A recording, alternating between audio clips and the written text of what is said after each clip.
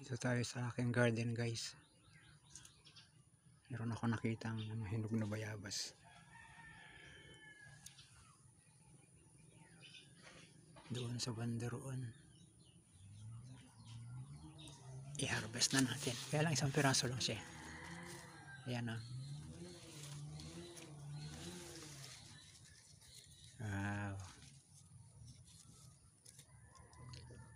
Sariwang sariwa. Walang chemicals yan.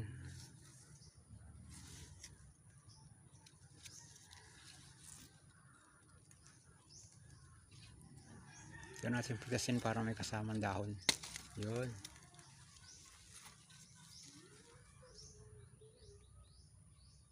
Ganda. Bayabas.